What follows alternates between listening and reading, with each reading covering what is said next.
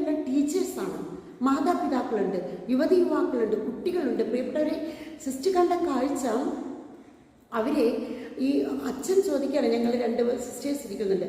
അച്ഛൻ ചോദിച്ചു, നമ്മുടെ പഴയ നിയമവും പുതിയ നിയമവും എല്ലാം കൂടി വിശുദ്ധ ഗ്രന്ഥം എത്ര പുസ്തകങ്ങളുണ്ട്? പലരും പലതും പറയണം, പല നമ്പർ, തോന്നണ നമ്പർ. ഇവരെല്ലാം ഒരുപക്ഷെ അന്നൊക്കെ +2 വരെയാണ് കാറ്റിസം പഠിച്ചിരിക്കുന്നത്. ഇനി യുവതി യുവാക്കൾ ഇരിക്കുന്നുണ്ട്. അപ്പം അച്ഛൻ ചോദിച്ചു, അവരെ നോക്കി ചോദിച്ചു, അവർ ACC പഠിച്ചവരാണ്, ജോലി തുടങ്ങിയിരിക്കുകയാണ്. അപ്പം അതിന് ഒരുവൻ പറയുകയാണ് 115 പുസ്തകങ്ങൾ എന്ന്. അവരുടെ ഉത്തരം മാതാപിതാക്കളുടെ പോലും എത്ര പുസ്തകം ടോട്ടൽ ഉണ്ടെന്നാണ് ചോദിക്കുന്നത്. പഞ്ചഗ്രന്ഥികളുടെ പേര് എന്തൊക്കെയാണെന്നാണ് ചോദിക്കുന്നത്. മത്തായി മുതൽ വെളിപാട് വരെയുള്ള അല്ലെങ്കിൽ പൗലോസ്ലീഹയുടെ ലേഖനങ്ങൾ ഏതൊക്കെയാണെന്നാണ് ചോദിക്കുന്നത്. വളരെ സിമ്പിൾ ക്വസ്റ്റ്യൻസ് ആണ്.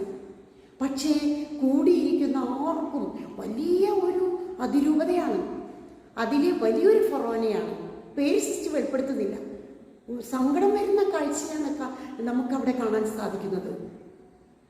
അപ്പോൾ മാതാപിതാക്കളുടെ അവസ്ഥ ഇങ്ങനെയാണെങ്കിൽ, പ്രിയപ്പെട്ടവരെ, നമ്മുടെ കുട്ടികളെ ഡോക്ടറാക്കണം, എഞ്ചിനീയർ ആക്കണം, വക്കീലാക്കണം, പൈലറ്റ് ആക്കണം എന്നൊക്കെ പറഞ്ഞ് കാലത്തും ഉച്ചയ്ക്കും വൈകുന്നേരമൊക്കെ ട്യൂഷൻ കൊടുക്കാൻ 1 2 ഉള്ളൂ.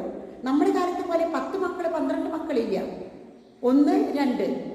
ഈ കുട്ടികൾക്ക് ട്യൂഷനും അവർക്ക് അതിനുവേണ്ട ഭക്ഷണമൊക്കെ കൊടുക്കാനും സാധാരണ ഒരു പഠിപ്പിന് വേണ്ടി നിങ്ങൾ ഇങ്ങനെ ചെയ്യുമ്പോൾ ദൈവത്തിൻ്റെ കാറ്റിസത്തിന് നമ്മൾ എന്ത് ട്യൂഷൻ കൊടുക്കുന്നുണ്ട്?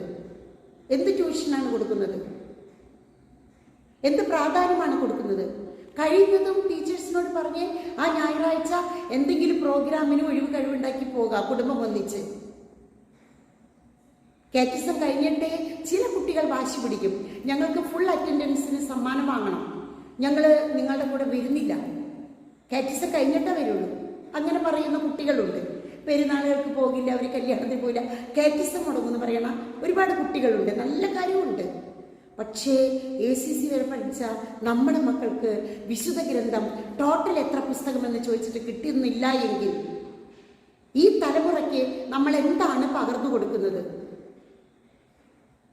അതും ഇതിനൊക്കെ കൂടി ചർച്ച ചെയ്ത് സമയം കഴിയുമ്പോൾ തിരുസഭ അധികാരികളുടെ ഓർമ്മയ്ക്കും അവരുടെ ഉൾക്കാഴ്ചയ്ക്കും വേണ്ടി പറയുകയാണ്, ഈ വിശുദ്ധ ഗ്രന്ഥം എത്ര പുസ്തകമെന്ന് പറയാൻ പാടില്ലാത്ത ഒരു തലമുറയാണ് നമ്മുടെ കൂടെയുള്ളത്. ഈ തലമുറയ്ക്ക് ആര് പകർന്നു കൊടുക്കും? ആര് കൊടുക്കും? ഇതെല്ലാം ഈ അറിവ് ആര് പകർന്നു കൊടുക്കും? ACC വരെ പഠിച്ച നമ്മുടെ കുട്ടികൾ